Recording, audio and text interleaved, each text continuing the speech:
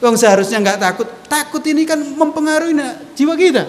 Yang seharusnya kita itu nafas normal, tapi gara-gara takut mampet nafas itu, gitu. Cengal-cengal.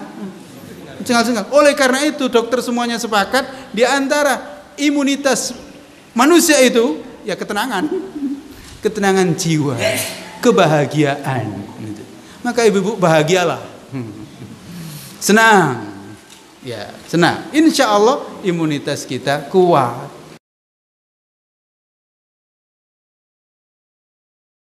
Kalau setiap hari yang kita dengar corona, iya, ya itulah. Maka ya kita takut. Karena tiap hari itu yang kita dengar.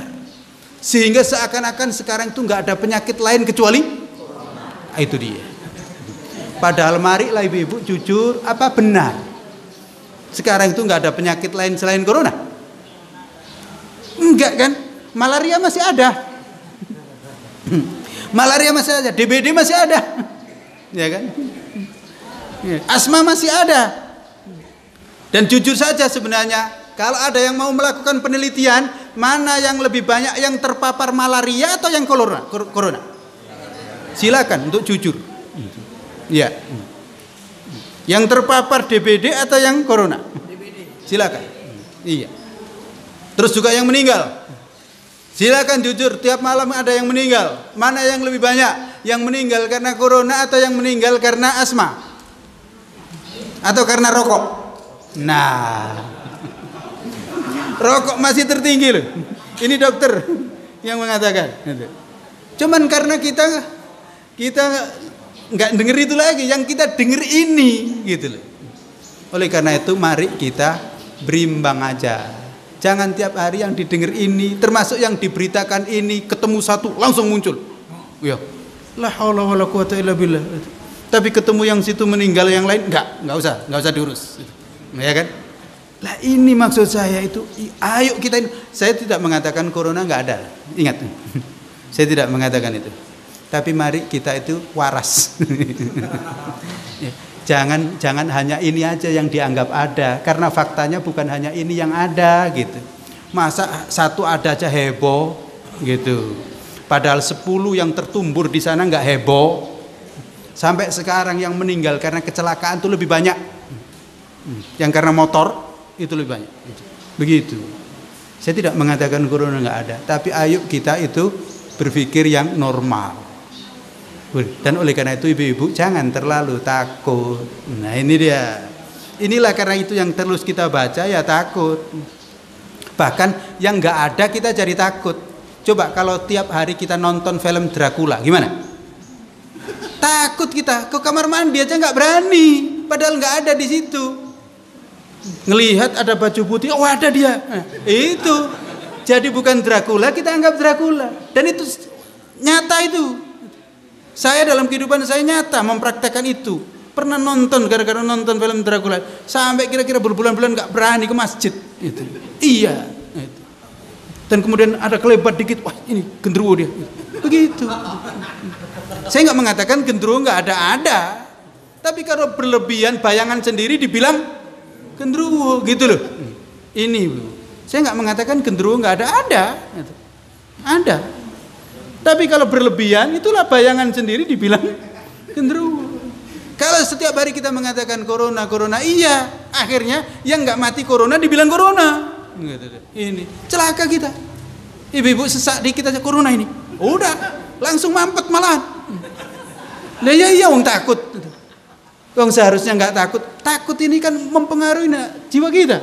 Yang seharusnya kita itu nafas normal, tapi gara-gara takut mampet nafas itu. Gitu. Cengal-cengal. Oleh karena itu dokter semuanya sepakat di antara imunitas manusia itu ya ketenangan jiwa, kebahagiaan. Maka ibu-ibu bahagialah, senang, ya senang. Insya Allah imunitas kita kuat. Tapi kalau serba khawatir, ya udah kesandung duri udah, gitu. Oleh karena itu tenang, ya. Ya, berzikir kepada Allah. Dan bagaimana tenang? Solusi ketenangan kita dalam Islam itu ala bidzikrillahi tatmainnul qulub. Berzikir kepada Allah, tenang. tenang, zikir kepada Allah, tawakal kepada Allah, berdoa kepada Allah, tenang insya Allah.